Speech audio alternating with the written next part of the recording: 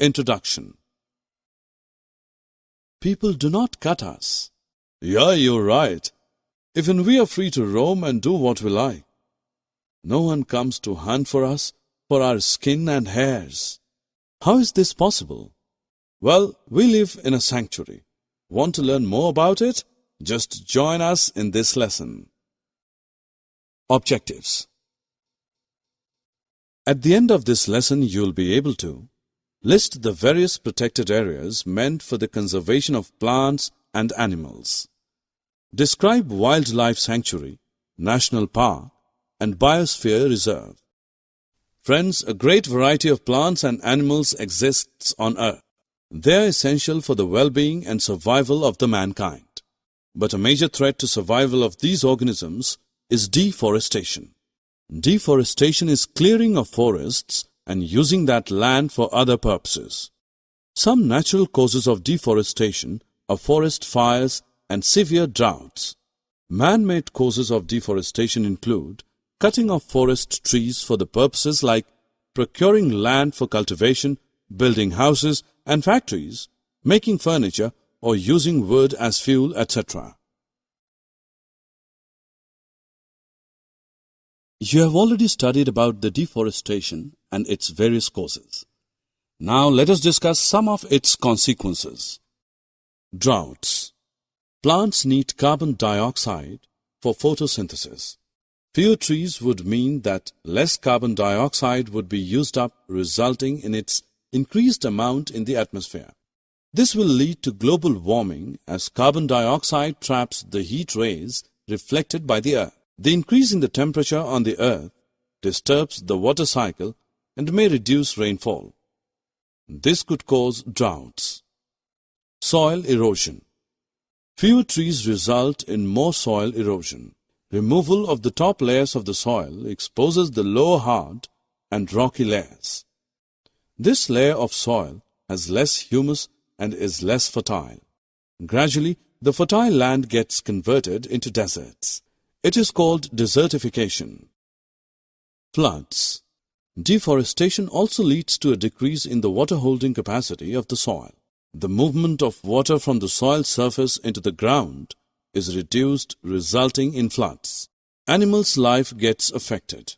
Deforestation also affects the animal life since forests serve as habitat to most of them. Loss of biodiversity. Cutting of forest means the extinction of thousands of species and varieties of plants and animals, many of which have never been catalogued scientifically. Children, you have become aware of the effects of the deforestation, so now you can understand that there is a need to conserve the forests and wildlife.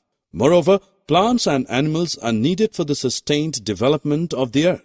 Conservation of plants and animals are important for maintaining biological diversity, and conservation of biological diversity is needed for survival of humans.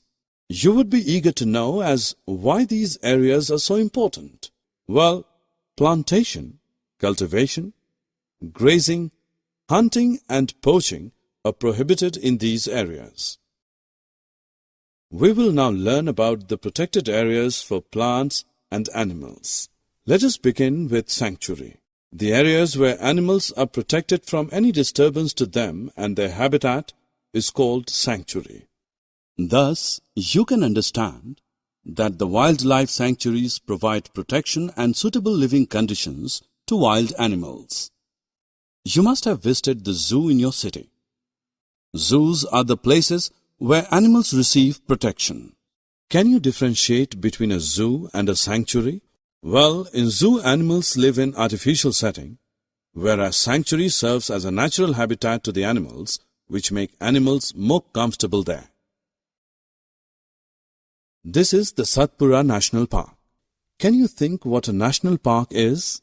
Yes, the areas reserved for wildlife where they can freely use the habitats and natural resources is called a national park. It is interesting to note that this is the first reserve forest of India. It is famous for its tiger reserve. Children, Project Tiger was launched by the government to protect the tigers in the country. The objective of this project was to ensure the survival and maintenance of the tiger population in the country.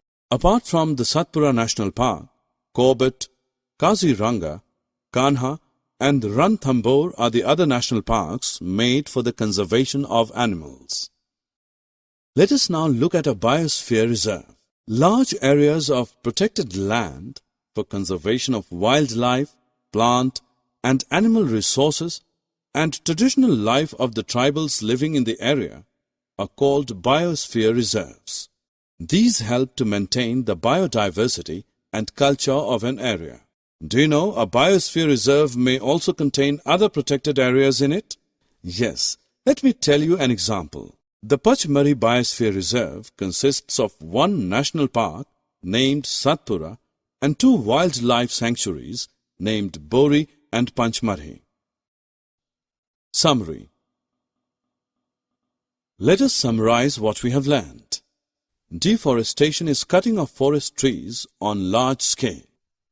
Deforestation may lead to soil erosion, floods, drought and lack in biodiversity. Wildlife